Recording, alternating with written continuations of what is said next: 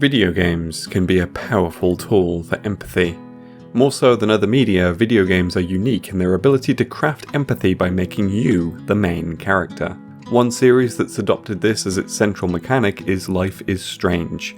Ostensibly a teen melodrama with supernatural elements, the series has developed a reputation for moral choices, harrowing situations, and a persistent sense of angst that some of us in its target audience have clung to since we were 17. Also a mopey indie rock soundtrack that aligns uncomfortably frequently with my Spotify playlists. I've wanted to examine Life is Strange and how it tells its stories for a while now, but have never been entirely sure how to go about it.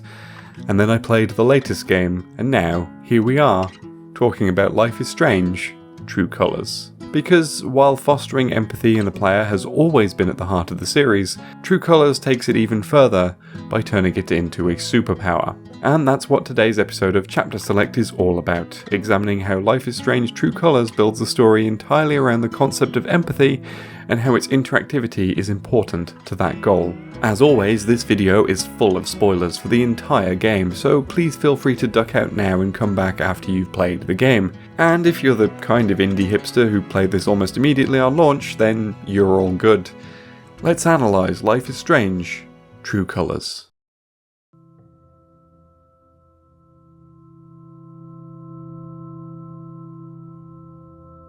Every Life is Strange game revolves around a young person with a superpower. In the first Life is Strange, teen girl Max Caulfield had the power of localized time travel, which she mostly used to manipulate her classmates into being her friends. In Life is Strange 2, young boy Daniel Diaz had the power to kill a mountain lion from 200 yards away with mind bullets.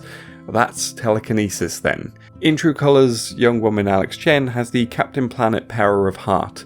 And by that I mean she has super empathy, although in practice it often works as full-blown telepathy, as she often just reads the thoughts of everyone around her. It doesn't work all the time on everybody, but seems to manifest whenever someone is feeling an extreme emotion, whether that's sadness, anxiety, anger, or ecstatic joy. It could be a new diner owner fretting over the potential success of his business, or a girl anxious about dating her close friend in case it spoils their existing relationship. Most of the time, you encounter uses of the power just casually walking around and passing people on the street. But then there are instances when the power takes an even larger role. In these instances, Alex takes her power even further by placing herself into the other character's mindscape. We first experience it when trying to rescue a boy named Ethan, who is the son of Charlotte, who Alex's brother Gabe is dating. Ethan is trapped on a rocky outcrop and refuses to return across the flimsy tree trunk he crossed to get there in the first place. Unable to engage with him normally, Alex uses her power to place his emotions on top of hers, which causes a massive shift in the world. I'm not just feeling what Ethan feels. I'm seeing the world like he sees it. And with his wild, childlike imagination, he sees the world as hosting a monster. It's actually a ravine that's still pretty dangerous, but he sees it as a giant creature with fangs and glowing eyes. He also sees some imagined claw marks in the rock above him. And with her power, Alex sees this too. But she is then able to use this to her advantage by using his own imagination to help him. It can't see me. Bangle of vanishing, just like Ninth Warden. I thought that was just a story. Hell, some stories are true. Like monsters. So, you're gonna hold my hand, alright? As long as you're touching me, you're safe. And we get a lot more of this as we move through the game. Ethan's mindscape is seen again during the chapter featuring a massive town-wide LARP game. After retreating into himself following Gabe's death at the end of chapter 1, the LARP is what helps him learn to be happy again thanks to Alex and the rest of the townsfolk. For much of the chapter, we've been taking part in a fantasy story while everything is still very grounded in reality. Every enemy we fight is clearly a local in a crude costume, and the normal town is still obvious underneath all the loose set dressing. Battles are turn-based, with characters stating their attacks and shouting out damage numbers. 2 damage! It is a LARP, and it all looks as rubbish and cheap as most LARPs do. This isn't me throwing shade at LARPs by any means, it's more pointing out the imagination and suspension of disbelief typically required of taking part in them. Hell, as a tabletop player myself, I loved all of this in its wonky charm. But as Ethan loses himself in the fun of it all, his joy explodes outwards, and Alex's power pulls her into it. And the final conflict no longer contains a flimsy cardboard castle with a dorky wizard hat on the pub landlord, now it's a full-blown RPG battle. With every character's costume looking much more stylish, the environment looking a lot more magical, and proper magic effects being flung around the place. Deck 9 even seemed to have taken advantage of that Square Enix connection with a menu noise that sounds like it was lifted directly from a Final Fantasy game. It's representative of how much Ethan's imagination has come back as he's learned how to enjoy himself again, and oh boy, did it make me feel joy too. Because I'm a massive nerd, I know this might be a shock to some of you, but it's true. We focused on one character here, but it's far from the only example. In fact, Alex spends a lot of the game acting as an extremely unorthodox therapist to many of the game's characters. Throughout Life is Strange True Colors, there are numerous characters who you can help through the use of your powers. You can step into the mind of Charlotte, Ethan's mother. Her anger at Gabe's death presents a mindscape full of earthquakes, turmoil and shadows. Her sculptures in this world are twisted and grotesque as she blames everyone around her for her grief, up to and including hating her own son. It's a visceral, unpleasant mindset and speaks volumes about her grief and how much she's lashing out at everyone and everything in a desperate attempt to seek control. And then there's Eleanor, who's sad and scared due to what appears to be the onset of dementia, and entering her mind sees the environment shift and bend in unpleasant ways. Words in the environment become unreadable and important objects completely change. The windows fog up, representing how her mind is blocking itself off. The world gradually pieces itself back together as we help her navigate her way through this, but there's a definite sense that this won't be a permanent change. And finally, while investigating the mining company and trying to bring justice for her brother's death, Alex tries to speak to a guy named Mac who works on the site. He refuses to talk to her, however, and runs off, his fear bleeding into her as he does. This sees the whole town shift around her as she tries to track him down. Everyone in town suddenly starts watching her, notices on walls become threats, and newspaper headlines are distorted versions of the truth. Haven Springs becomes a nightmare town of paranoia and anxiety, and oh boy, is that relatable to me specifically. But this moment also reminded me of something else. The vibe of this specific emotional landscape was very similar to the Milkman conspiracy from Psychonauts, another environment cloaked in paranoia and the notion that everyone is watching you. And it's especially apt because its sequel released mere weeks before True Colors and did much of the same thing it does. In Psychonauts, Raz explores the mindscapes of different people around him, and those mindscapes delve into dark, unspoken parts of their psyche, whether that's the alcoholism present in Zanotto's mind, or the anxiety of an audience in Bull's. It's kind of ridiculous how many similarities between the two games are, to be honest, even if they're approaching it in different ways and with vastly different art styles and narrative tones. But in essence, they are doing the same thing. In both games, the protagonist is acting as a wildly unorthodox therapist. The protagonist can enter other people's mental landscapes, make some changes, and hopefully make the person better. And the official promo art for both games is alarmingly similar too. Both games ultimately have the same goal in doing this. They want to make us empathise with their cast, and since you need to walk a mile in a man's shoes to really understand him, it seems reasonable that rattling around inside his brain might help with this even more. Both Life is Strange and Psychonauts allow us to briefly occupy the heads of the characters around us and witness their deepest desires and secrets. Alex sees all of these mindscapes due to her extreme magic empathy, but we too see it as a way to give us magical empathy too. But we don't need to get these mindscapes to connect with and empathise with the cast. True Colors makes every effort to do this in the real world too.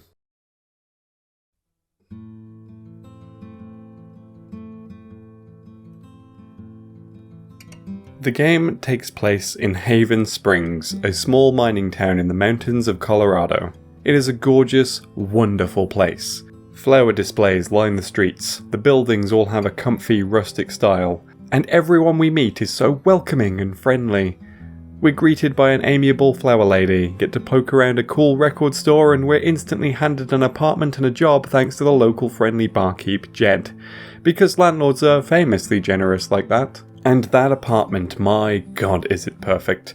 It's admittedly Gabe's apartment, which explains the foosball table, the record player setup and the arcade machine, but this is the perfect home for, say, someone in their 20s just trying to make a place for themselves.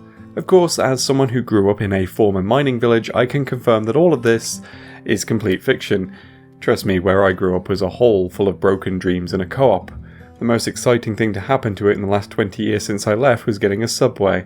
It was the opposite of idyllic and welcoming. Admittedly, my experience is a British one, but I can't imagine that American mining towns are somehow less underfunded and neglected. In fact, later in Chapter 5, when Alex goes through a surreal dreamscape of mystery, there's a moment where she convinces herself the whole town was a delusion caused by her mental illness. And you know what? I believed it. It was far too perfect. Of course that place never really existed. I was genuinely thinking, man, that is a bold twist for this series. Wonder how that'll be received. But then it turned out that the town is in fact real, and that bit was the delusion. But if the town isn't realistic, how can it contribute to the goal of empathy? How can we believe any of this story if the town is so wildly inaccurate to the realities of small town life? Because Life is Strange isn't aiming for realism here. Instead, the developer's goal is to make the town somewhere where the player would want to live. Haven Springs is a paradise for the kind of millennial hipster who would play Life is Strange. And by that I mean me, I'm the millennial hipster in this. What Haven Springs actually reminded me of was not my childhood home, but instead my university campus. The cozy bar, the cool record store with an in-house DJ you kinda wanna smooch, the apartment full of fun stuff to do with friends who all live a short walk away, and a sunny park to hang out and chuck a frisbee around. It screams student life.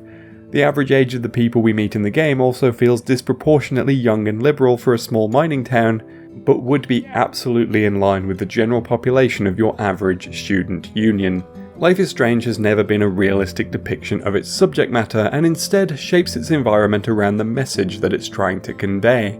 The first game was about first impressions and second chances, with everything in the game signposted towards that in some way. The second game was all about the perils of a racist America and everything that was wrapped around that. True Colours wants to encourage you to be empathetic and understanding, and so Haven Springs is set up in a way to facilitate that. By homing in on the kind of environment their typical audience is likely to want to live in, it settles us immediately, allowing us to relax and enjoy what happens. It's the town we'd want to live in, and by dropping us right into that environment, we're no longer concerned with whether or not we fit in or worrying about what people will think of us. We belong here. And if everyone's so welcoming, then maybe we should be able to return the favour too. It's a smart move, setting us up for a position to be ready to guide the townspeople through their mindscapes, instead of having us spend time trying to find a house and a job for Alex before we can do anything else. But that seems so heavily focused on the player's own interests and not so much on the protagonist. There's a reason for that.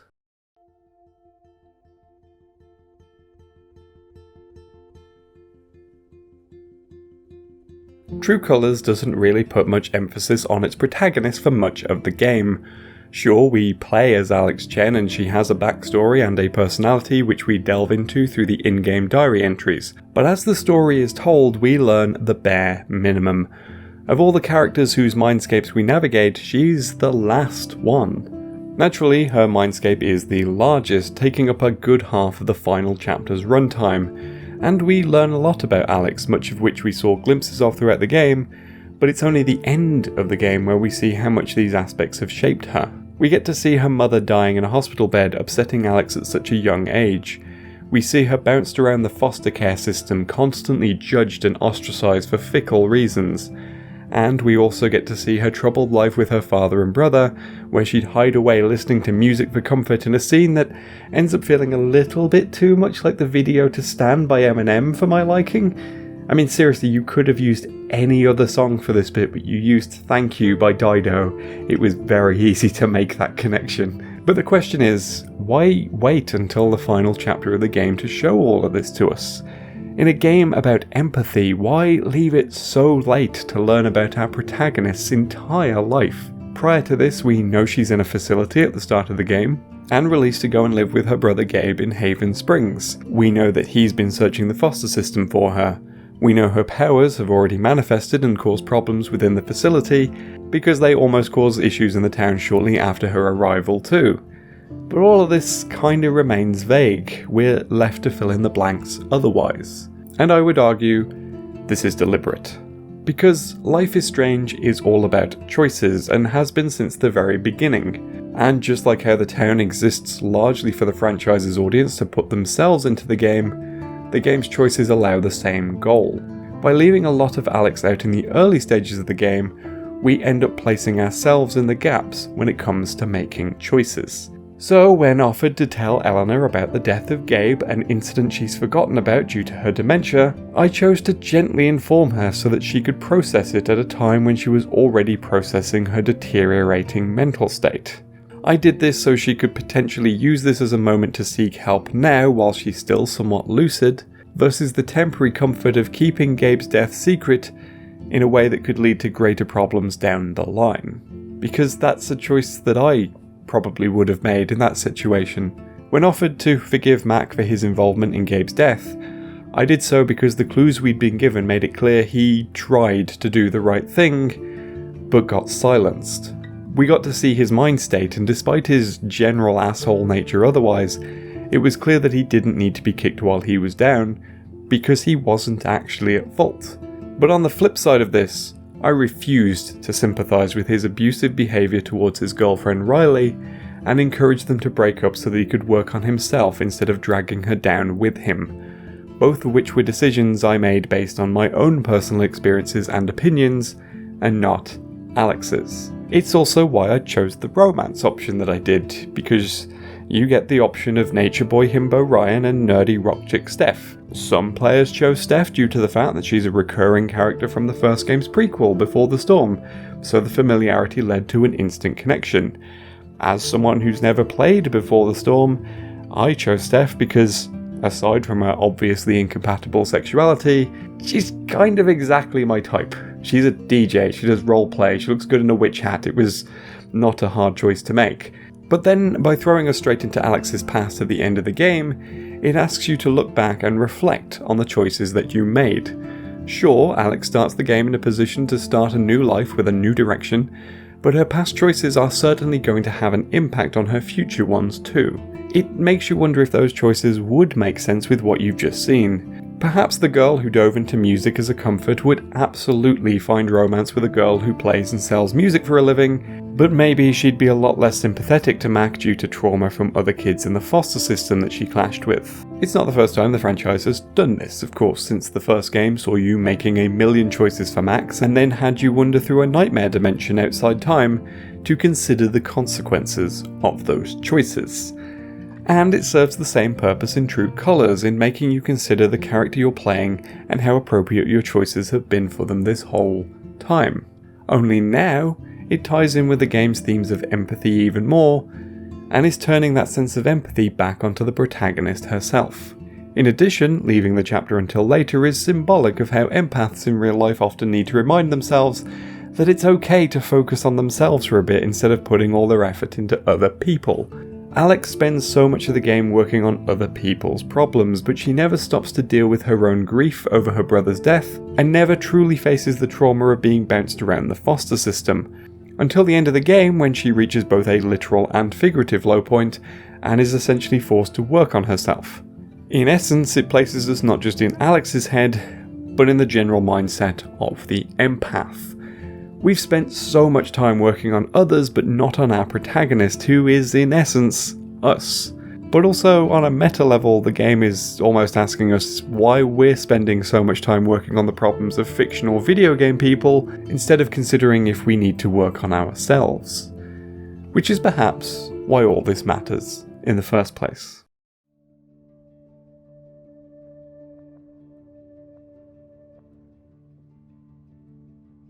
As I stated up front, Life is Strange has always been about empathy. The first game had a story involving a girl whose experiences are shaped by the lives of those around her. The second game saw you forced to care for a younger sibling and an underlying story theme of how racism affects its victims. Even Tell Me Why, a Life is Strange in all but name, was about a town shunning a woman for her mental health issues and the impact that it had on her children. So it's only natural that True Colours follows suit and takes it further by making empathy its central superpower. Because what Life is Strange as a series understands is how video games can be a powerful medium for fostering empathy. Books can spend paragraphs delving into the mind states of its characters and help you see their point of view. Songs can have lyrics that we relate to our personal experiences. But games don't just show us these things. Games can use their inherent interactivity to push this further. Life is Strange is built around this as a concept. As games, they are fairly limited. There are no complex platform jumps, there are no tough combat sections, there are no tough stealth sections, well, apart from that bit in the first game anyway. The central mechanic of these games is instead what happens when you strip out a dialogue system from an RPG and strap it to my live journal circa 2003. The games are entirely about how your choices affect those around you and how those consequences can come back around to you. In True Colors especially, there's a real push towards making the player hate Typhon, the mining company who killed Alex's brother in an attempt to cover something up, which by the end of the game you find out was a mining accident that killed Alex's father, which in turn leads to Alex herself almost being murdered as she uncovers the cover-up of the cover-up. Honestly, with how much Typhon seems determined to kill off the Chens, I wouldn't be surprised if they had something to do with her mom's illness too. Basically, they are pure evil, and the message is that late capitalism is bad, something that all of us millennial hipsters playing the game can relate to. So we want justice, right? We confront Jed, who revealed his inherent landlordness by being the man who tried to kill Alex. This happens in a public town meeting, and the level of support you get for the cause comes from how you treated people throughout the game, and how much you used your super empathy to help others. If you helped Eleanor with her dementia issues, she'll have your back. If you supported Ducky in his grief at the Spring Festival, he'll support you. If you let Charlotte process her anger on her terms rather than taking it away from her, she'll support you. And the only thing stopping Pike supporting you is his fear of Typhon, which you can take away from him. And as someone who did two of these things wrong, it was gut-wrenching to not get their support. But beyond that, the game still gives you an option when confronting Jed of condemning him for his involvement in all of the terrible things, or forgiving him for his own fear. It's a decision that asks the player to consider how they feel about everything that happened in the game and reflect on what they would do in that scenario. I forgave him since he did do a lot of good throughout the game's story, and because Mac's story showed that blaming individuals lower on the rung of a corporation's actions lets the real perpetrators off the hook. Now, if they'd asked me to do the same to Diane, I would happily condemn her because she's a corporate lawyer and has no soul, so it's fine. The point I'm making here is that the game, and by extension the series, uses interactivity to force you to examine how your choices impact everyone else around you, because they're your choices as much as your characters. You have to live with those choices. Sure, you could replay the game and try out different choices, but in a way, is this not part of what games can do to teach us empathy? In real life, our choices don't get do-overs. In Life is Strange, they can do if we replay the game, or in the first game we just use our time powers. And through experiencing the wrong choices, we can learn to make better choices in future. And then we can take that knowledge into the real world and allow us to make more empathetic choices without the need for do-overs. As we go through life, we can ask, what would Alex do? What would Max do?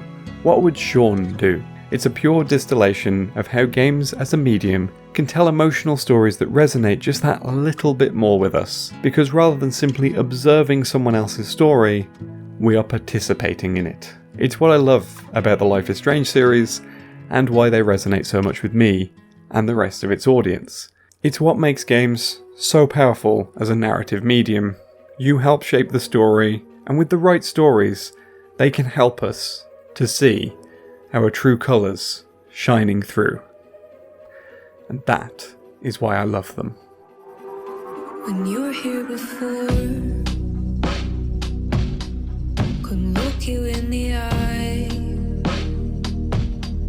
You're just like an angel. Your skin makes me cry. You float like a feather in a beautiful world. I wish I was special. You're so very special. But I'm a creep. I'm a